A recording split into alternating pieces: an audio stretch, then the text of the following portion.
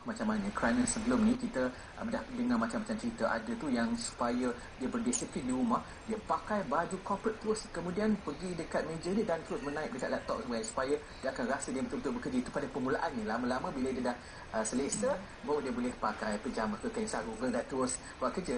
Puan Daini macam mana? Okey. Bila saya mulakan perniagaan about berapa tahun 8 tahun yang lepas masa tu saya ada satu bilik memang khas untuk office saya. So masa tu bila anak saya berdua orang, so diorang pun boleh share satu bilik. So memang ada satu bilik khas, jadi saya letak komputer, saya letak fax machine semua kat situ. Dan kalau saya bekerja, saya tutup pintu. Tapi sekarang rumah pun dah ada wifi, saya ada laptop, office saya kat mana-mana. So tengah masak pun, sementara tunggu masak boleh working dekat kitchen table. Saya rasa kalau macam for you to start, memang you kena ada satu area yang khusus untuk your office. Sebab kalau kita tak ada, macam saya ni katalah, your mindset will not be right. Kita akan rasa macam main-main je, you know. So you need to have a proper working area. Sama ada satu bilik ataupun satu sudut dekat rumah, tapi kita kena sediakan all your filing, all your stationery, fax machine, all your computers, laptop, whatever, ada kat situ. Satu lagi ialah dengan anak-anak kadang senang sangat anak-anak untuk ambil kertas kita. Kadang kertas yang kita dapat fax tu diconteng kan.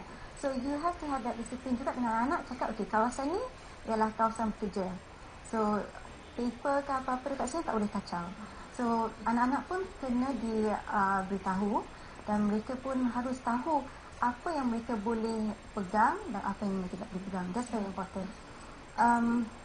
Kalau macam kita bekerja dengan orang lain, saya rasa should be ada give and take. Kita tak boleh kira sangat. Cakap, okay, kertas ni saya guna satu rim nak claim dekat company. You know, things like that. Sebab bila kita tengok, you have to see it as a holistic approach. Working from home ni bukan sekadar kerja aspek, tapi you nak a balanced lifestyle kan. So kalau majikan seperti dalam kes ni, mungkin kita lebih kepada tahap trial phase kan. Jadi kita perlu ada give and take dulu. So since majikan dah memberi kita peluang untuk bekerja dari rumah, kita should take it as an opportunity. So kita perlu lihat diri kita sebagai seorang yang perlu you have to prove yourself that yes, I'm worthy of this privilege given. Jadi kita you have to have that give and take because at the end of the day, you as an employee, you yang benefit. Sebab you tak payah start any jam up to 4 hours, you tak payah tinggalkan anak lama-lama. So that benefit, you should see it as something yang majikan you dah bagi dekat you. So in return, you have to work hard, you have to perform, and benda kecil kadang you can just jadi motivasi ni mungkin berbeza. Dalam kes Puan Daini ini, dia menjalankan bisnes, tapi dalam kes ini kita pekerja. Jadi bagaimana saya percaya kerja itu harus mempunyai mindset ataupun cara berfikirkan kita kerja ekosistem yang baru. Jadi kita juga kadang-kadang macam mana orang lain buat betul ke yang aku buat ni, dia buat macam mana. Jadi sokongan. Jadi bagaimana sokongan dalam bentuk apa yang diperlukan ini? Bagi saya, masa saya mula-mula pergi dari rumah, ada satu portal panggil ehomemakers.net. So ehomemakers ni dia ada banyak artikel, forum berkenaan dengan bekerja dari rumah. Dan apabila saya mulakan Umi Kusayang, kami pun ada e-group, Yahoo group Umi Kusayang. Dan di situ pun kita banyak berkongsi pengalaman dan persoalan mengenai bekerja dari rumah. Selain daripada itu, Umi Kusayang juga kami mengadakan workshops on how to work from home and so forth. Jadi bagi saya, kalau seseorang itu bekerja dari rumah, memang perlu ada rakan sokongan. Sebab satunya, kita tak ada rakan sekerja macam biasa lah kan. So selalunya feedback yang saya dapati ialah mereka kata kalau kerja di rumah, cakap dengan anak je, tak ada interaksi dengan orang dewasa. Jadi memang you need that interaction. So online sekarang ni, I'm sure you can find a lot of online support group. Umi Sayang, ehomemakers, and dalam Facebook pun you can find. So support wise tu saya rasa ada. Ada. Cuma kita perlu mencarilah. Dan juga saya rasa yang penting ialah kita kena rajin mencari maklumat. Sebenarnya tak susah ni bekerja dari rumah ni. It's just like your office, instead of KLCC, office you dekat your house insyaAllah. Example.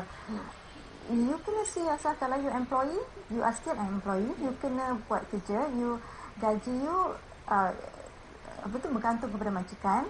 So your performance is also being monitored. Jadi cuma workspace tu, instead of you have to spend time pergi office, your office is here at home. That's it. So saya rasa kan sebenarnya bekerja dari rumah ni tak susah sebenarnya. If you look at it holistically.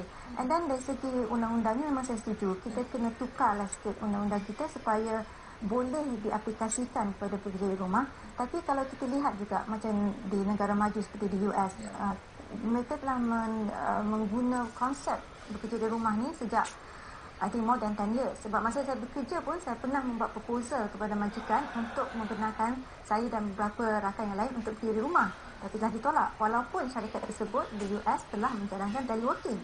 So in US it's common. So mungkin kita boleh lihat ya, working from home ni ialah satu natural progression in terms of working environment. Sebab banyak negara maju telah menjalankan working at home dan mereka tidak mengatakan it's a wrong choice, kita balik kepada working in the office. You can see now trend memang lagi ramai orang kerja dari rumah di negara maju. Jadi saya rasa sebagai rakyat Malaysia dan juga negara yang menuju towards negara maju, kita perlu melihat kepada cara orang lain dan kita make that change. Sebab kita tak boleh melihat only kepada penghalang. Kalau kita lihat banyak pekerjaan tak boleh, kita punya infrastruktur tak stable, broadband tak ada, etc. Kita akan melihat the negative side.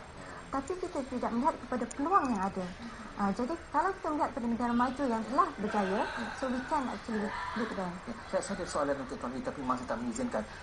Nanti kita tengok apa yang akan berlaku Januari nanti. Nanti kita progress tu kita panggil Tuan Lee balik boleh? Dan juga Puan Dahil Lili boleh ya? Terima kasih banyak kepada dua tetamu kita memberikan insight ataupun pandangan yang cukup menarik dan kepada